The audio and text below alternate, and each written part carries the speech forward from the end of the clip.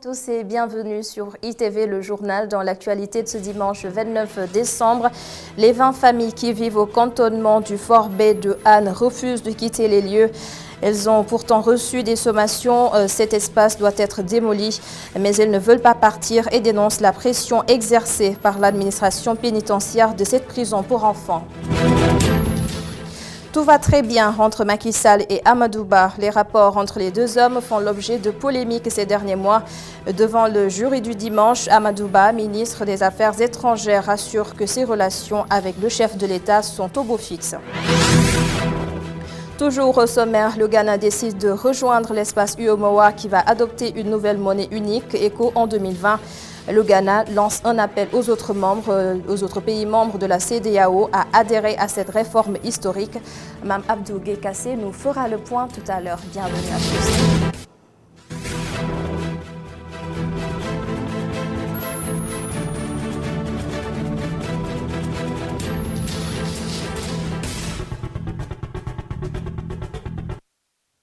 Les 20 familles qui vivent au Fort B sont sommées de quitter les lieux, mais elles refusent de partir. Elles vivent là-bas depuis plus de 70 ans et aujourd'hui, ces familles disent avoir l'impression de subir une forte pression de la part de l'administration pénitentiaire sans aucune explication claire. Le récit de Abdourahmane Li. Ce sont 20 familles qui sont sommées de quitter les lieux. Les habitants de Fort B disent niet. Celle-ci dénonce selon elles un coup de force de l'administration pénitentiaire. Le soubassement de cette pression, disent les concernés, un projet de déploiement de 300 éléments de l'administration pénitentiaire pour les déguerpir alors qu'elles vivent depuis les années 70 sur les lieux. Situé entre les Maristes et l'autoroute Limamoulaye, Fort B à côté de la prison est une cité où les bâtiments poussent comme des champignons, au point qu'il est difficile de s'y frayer un chemin à 4 roues. Le porte-parole de ce collectif nous apprend que les propriétaires des immeubles ne sont point inquiétés par cette situation. Et pourtant, à quelques mètres, nous renseigne toujours le porte-parole, des familles sont menacées de déguerpissement. Ce lieu qui était pourtant auparavant réservé à la conservation du bétail pour les chevaux de la garde républicaine. Aujourd'hui, assaini par les populations qui sont menacées de déguerpissement. En négociation, elles ont préféré ne pas se prononcer devant nos micros. En attendant, ils espèrent une issue heureuse. Abdourahmane Li, 2019 va s'achever par des contestations sociales et 2020 risque d'engendrer de grands mouvements sociaux. Un point de vue exprimé par les invités de Alassane Samba Diop dans l'air du temps de ce dimanche.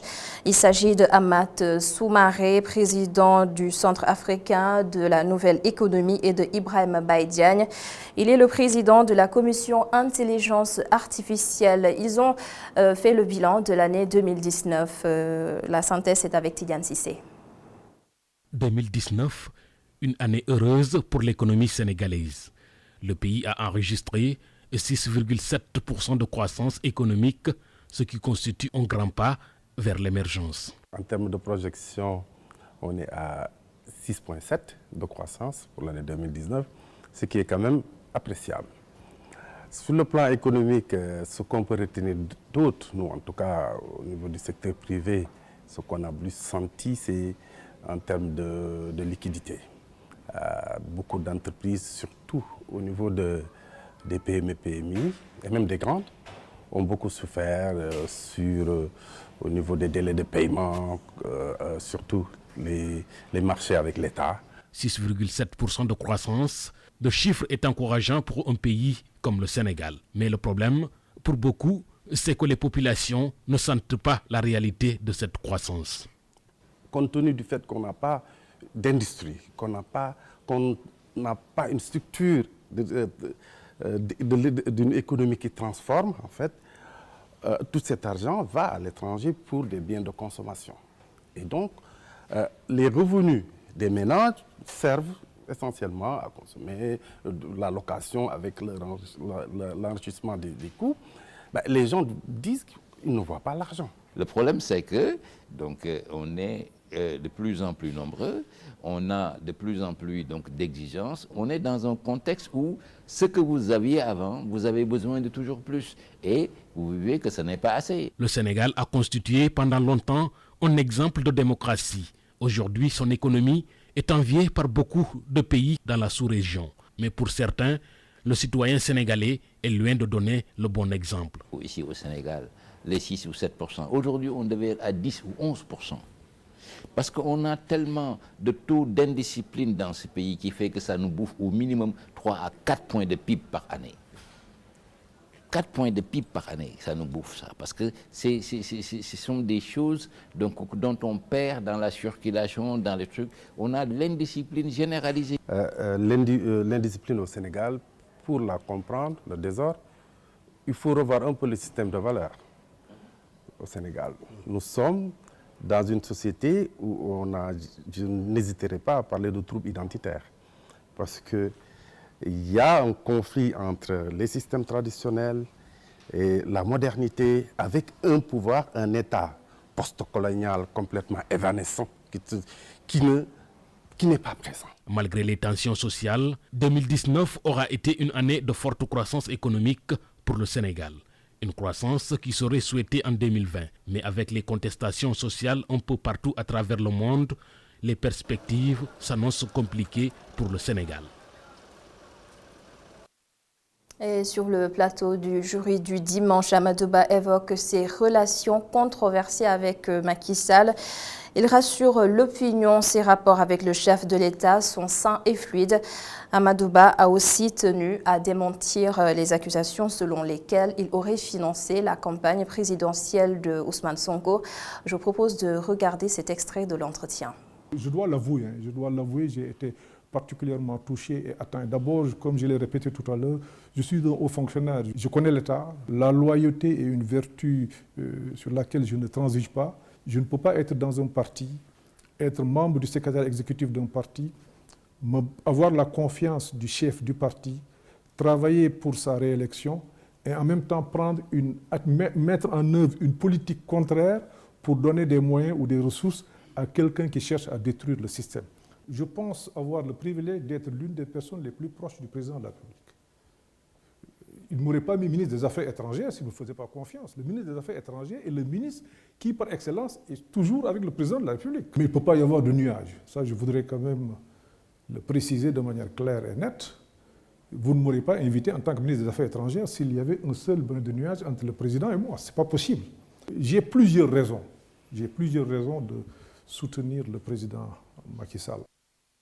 Le président Macky Sall, justement, adhère au discours de son homologue ivoirien Alassane Ouattara à propos de la nouvelle monnaie ECO qui va entrer en vigueur en 2020. C'est du moins ce qu'a laissé comprendre le ministre des Affaires étrangères Amadou Ba, toujours dans le JDD. Toutefois, il estime qu'il sera techniquement difficile de réussir la mutation franc CFA ECO. Cheikh Hassan Fall. Pour lutter contre les inégalités et les injustices sociales, le président de la République avait adopté dès son ascension au pouvoir en 2012 le plan Sénégal émergent comme programme phare pour développer le pays. Cette année, après le début de la mise en œuvre du PSE, beaucoup de voix s'élèvent pour parler de l'échec du plan. Un bilan erroné selon Amadou Ba, ancien ministre de l'économie, des finances et du plan. Mais ce n'est pas exact. Le Sénégal avait habitué le monde à une trajectoire de croissance qui ne dépassait pas 3% en moyenne. Le PSE a été un succès à tout point de vue. Mamoudou, de 2014 à nos jours, c'est 1362 km de routes qui ont été construites au Sénégal. Mamoudou, c'est 16 hôpitaux, c'est 23 centres de santé, c'est 219 ou 213 exactement postes de santé. Le samedi 21 décembre à Abidjan, les présidents Ouattara et Macron annoncent le remplacement en 2020 du franc CFA par l'ECO. Une réforme salutaire pour l'ancien patron des impôts et domaines, mais qui selon lui sera techniquement difficile à réaliser, même si des démarches ont déjà été entreprises. Techniquement, il va être difficile d'arriver à une monnaie unique en Afrique occidentale, dans la CEDEAO, en 2020. Maintenant, les règles sont en train d'être définies Et je pense que nous sommes sur la bonne voie. Et la banque centrale qui va régir l'Afrique de l'Ouest, cette banque, aujourd'hui, on a l'appellation de la banque, Banque centrale de l'Afrique occidentale, BCAO. La monnaie va s'appeler ECO, tout comme la monnaie de la CEDEAO va s'appeler ECO.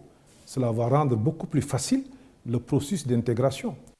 Le nouveau patron de la diplomatie sénégalaise a, lors de son entretien avec Mamoudou Ibra Kane, vanté les bonnes relations du Sénégal avec ses voisins et assuré que le Sénégal est même devenu un pays influenceur dans le monde diplomatique actuel. Et nous parlons de tout à fait autre chose. Faire du vélo est excellent pour la santé. Perte de poids rapide, anti-stress et beaucoup d'autres raisons qui devraient peut-être vous pousser à pédaler. La Ligue de cyclisme a sans doute compris cela. Elle a organisé aujourd'hui une randonnée à vélo sur 40 km. Y ont pris part des personnes de tout âge. Abdourahmane Li Moussafal, reportage. La Ligue de Dakar de cyclisme a choisi une randonnée à vélo pour faire passer son message. Un message sous forme de thème, Sadio Mané a moult découragé. C'est pour dire à Sadio Mané qu'il ne faut pas se décourager. C'est le sport le plus complet et puis c'est le sport le plus visible.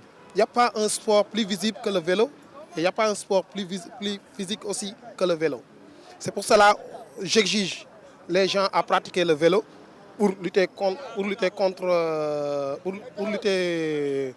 pour préserver l'environnement. La santé aussi, c'est très important pour le vélo. Les médecins le recommandent surtout. Les personnes à mobilité réduite n'ont pas manqué à l'appel. Cet homme est un blessé de guerre. Il compte bien maintenir sa forme grâce au vélo. Je pratique l'handisport en paracyclisme et c'est pour ça que j'utilise ce vélo couché. Et tous les dimanches, je participe aux randonnées organisées par le club de Vélo Passion sur Dakar pour pouvoir maintenir ma forme physique et morale. Les personnes de tout âge sont présentes à cette randonnée. Cet homme aura 83 ans dans 2 mois. Je considère que chacun a son sport favori, mais le cyclisme, en ce qui me concerne, et ce que je connais du vélo, c'est le sport le plus complet. Les grandes compétitions internationales avec les professionnels, ça peut durer jusqu'à 6 heures sur le vélo. Donc, moi, je considère qu'il n'y a aucune discipline plus dure que ça. Et c'est un sport très complet. 40 km parcourus au total. Une boucle partie du 6S.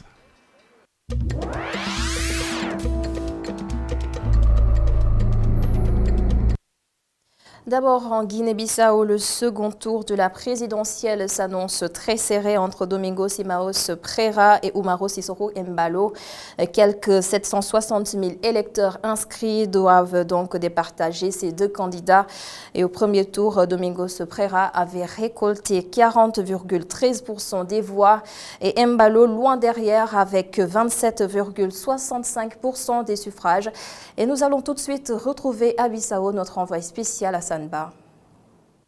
Les 761 676 électeurs bissau-guinéens sont appelés aux urnes ce dimanche pour départager les deux candidats du second tour de l'élection présidentielle entre Domingos Simaos Pereira, candidat du PAIGC, arrivé en tête avec 40,13% au premier tour, et Umaro Sissoco Embalo, candidat du MADEM G15, arrivé deuxième avec 27,65%. Très tôt, les électeurs ont pris d'assaut les bureaux de vote appelés ici Assemblée populaire pour accomplir leur devoir civique. Le candidat Domingos Simaos Pereira a voté vers 9h30 dans son fief, le populaire quartier de Luanda, dans la banlieue de Bissau. Son adversaire, Umaro Sissoco Embalo, lui vote dans la région de Gabou. Le chef de la mission de la CEDEAO, Soumeilou Boubei Maïga, qui a fait le tour des bureaux de vote, s'est réjoui du bon déroulement des opérations et annonce un taux de participation de 50% à mi-journée. Pour l'instant, les opérations électorales se déroulent sans anicroche. Le pays est calme et serein. Les voies publiques sont largement dégagées. Les véhicules de transport en commun sont interdits de circulation.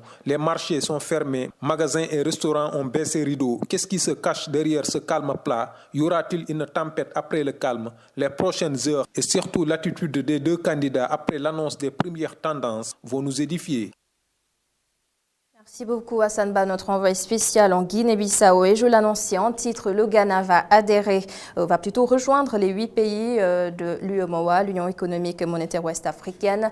Le Ghana adhère ainsi à la transition prévue en 2020 entre le franc CFA et l'ECO. Les dirigeants de ce pays exhortent les autres États de la CEDEAO à saisir cette opportunité historique. Mamadou Gekassi, explication. Le Ghana dit avoir bien pris note de la décision des 8 pays de l'Union économique monétaire ouest-africaine de remplacer le franc CFA par l'ECO en 2020. Le pays de Nana Akufo-Addo applaudit chaleureusement l'initiative car elle témoigne de l'importance attachée non seulement à la mise en place d'une union monétaire, mais aussi et surtout au progrès plus large de l'intégration ouest-africaine. Dans le communiqué officiel, les autorités assurent qu'elles sont plus que jamais déterminées et feront tout ce qui est en leur pouvoir pour rejoindre les États membres de l'UEMOA dans l'utilisation de l'ECO, car cette monnaie aidera à éliminer les barrières commerciales et monétaires, à réduire les coûts de transaction, à stimuler l'activité économique et à élever le niveau de vie des populations. Le Ghana exhorte les autres États membres de la CEDEAO à œuvrer rapidement à la mise en œuvre des décisions des autorités de la CEDEAO en adoptant un régime de change flexible, en instituant un système fédéral pour la Banque centrale de la CEDEAO et d'autres critères de convergence convenus afin de garantir l'atteinte des objectifs monétaires de la CEDEAO dans les meilleurs délais pour tous les pays membres. Enfin, le Ghana considère la mise en place de l'ECO comme une occasion historique pour les peuples ouest-africains. Il invite donc les autres pays à saisir cette initiative. Mais attention, des pays comme le Nigeria et le Ghana doivent se conformer aux directives de la CEDEAO pour adhérer à la nouvelle monnaie ECO. Les mots de l'économiste Mbaye Ao. D'après lui, cela va permettre à ces pays de ne pas tomber dans les taux d'inflation trop élevés. Mbaye Ao est joint par Cher Diop. Il y a des pays qui ne respectent pas les critères de convergence. Ce serait difficile de les mettre dans l'Union. Si on prend le cas du Ghana, si on prend le cas du Nigeria, qui ne font pas partie de l'UEMOA, ces pays, naturellement, ont des taux d'inflation et des taux de déficit budgétaire. Et même leur poids de la dette dépasse généralement les critères de convergence au niveau de l'UEMOA. Pour moi, ce n'est pas une question de je suis d'accord pour être dans l'Union ou bien je ne suis pas d'accord pour ne pas être dans l'Union. Pour moi, économiste, je pense bien que les pays doivent harmoniser et accepter les critères de l'UEMOA avant d'entrer. Sinon, on risque d'avoir de mauvais élèves. Si on prend le Nigeria, c'est un pays qui est trop inflationniste. Si on prend ce pays au niveau de l'ECO, ça peut causer toujours des problèmes. Alors qu'on ne peut pas avoir la même monnaie sans pourtant avoir les mêmes critères de convergence économique.